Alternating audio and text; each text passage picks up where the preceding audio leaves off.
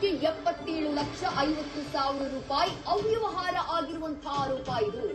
ಚಿತ್ರದುರ್ಗದ ಕಾರ್ಮಿಕರ ಹೆಲ್ತ್ ಚೆಕಪ್ಗೆ 10 ಕೋಟಿ ಬಿಡುಗಡೆ ಮಾಡಲಾಗಿತ್ತು. ಹಿಂದಿನ ಬಿಜೆಪಿ ಸರ್ಕಾರದ ಅವಧಿಯಲ್ಲೇ ನಡೆದಿರುವಂತಹ ಭ್ರಷ್ಟಾಚಾರ ಈಗ ಬೆಳಕಿಗೆ ಬಂದಿದೆ.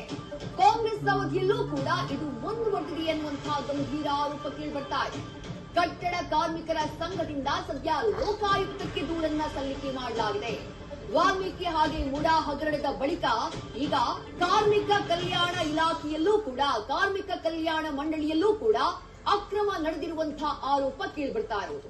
1-2 ಕೋಟಿಯಲ್ಲ, ಬರೋಬ್ಬರಿ 325,77,50,000 ರೂಪಾಯಿ ಅವ್ಯವಹಾರ ಆಗಿದೆ. ಬಹಳ ದೊಡ್ಡ ಮಟ್ಟದ ಕರ್ಮಕಾಂಡ ಭ್ರಷ್ಟಾಚಾರ ನಡೆದಿದೆ ಎನ್ನುವಂತಹ ಗಂಭೀರ ಆರೋಪ ಕೇಳಿಬರ್ತಾ ಇದೆ.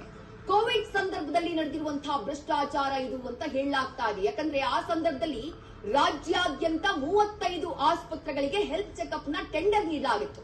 ಆದ್ರೆ ಯಾವುದೇ ಕಾರ್ಮಿಕರಿಗೆ ಹೆಲ್ತ್ ಚೆಕಪ್ ಮಾಡದೆ ನಕಲಿ ದಾಖಲೆಗಳನ್ನ ಸೃಷ್ಟಿಸಿ ಅವ್ಯವಹಾರ ಮಾಡಿದ್ದಾರೆ ಅಂತ ಹೇಳಲಾಗ್ತಾ ಇದೆ. ಆಗ ಸರ್ಕಾರ ನಿಗದಿ ಮಾಡಿದ್ದು ಪ್ರತಿಯೊಬ್ಬ ಕಾರ್ಮಿಕನ ಹೆಲ್ತ್ ಚೆಕಪ್ಗೆ 2,954 ರೂಪಾಯಿ. ಪ್ರಿವೆಂಟಿವ್ ಹೆಲ್ತ್ ಕೇರ್ ಯೋಜನೆಯಡಿ ಚೆಕಪ್ ಮಾಡುವಂತಹ ಒಂದು ನಿರ್ಧಾರವನ್ನ ಮಾಡಲಾಗಿತ್ತು, ಯೋಜನೆಯನ್ನ ಮಾಡಲಾಗಿತ್ತು. ಆದ್ರೆ ದೊಡ್ಡ ಮಟ್ಟದ ಭ್ರಷ್ಟಾಚಾರ ಈ ಯೋಜನೆಯಲ್ಲಿ ಆಗಿದೆ ಎನ್ನುವಂತಹ ಆರೋಪ ಕೇಳಿಬರ್ತಾ ಇದೆ.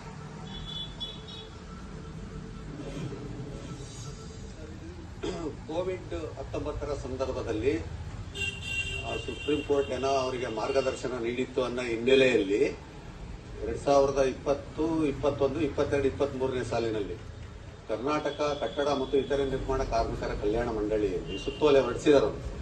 ಪ್ರಿವೆಂಟರಿ ಹೆಲ್ತ್ ಕೇರ್ ಯೋಜನೆ ಅಂದ್ರೆ ನೋಂದಾಯಿತ ಕಟ್ಟಡ ಕಾರ್ಮಿಕರ ಆರೋಗ್ಯ ತಪಾಸಣೆ ಉದ್ದೇಶ ಏನಪ್ಪಾ ಅಂತಂದ್ರೆ ಆ ಕಟ್ಟಡ ಕಾರ್ಮಿಕರಿಗೆ ಯಾರಿಗೆ ರಕ್ತಹೀನತೆ ಏನು ಇತರೆ ಕಾಯಿಲೆಗಳಿಗೆ ಸಂಬಂಧಪಟ್ಟ ಆರೋಗ್ಯ ತಪಾಸಣೆಯನ್ನು ಮಾಡತಕ್ಕಂಥ ಒಂದು ಕಾರ್ಯಕ್ರಮ.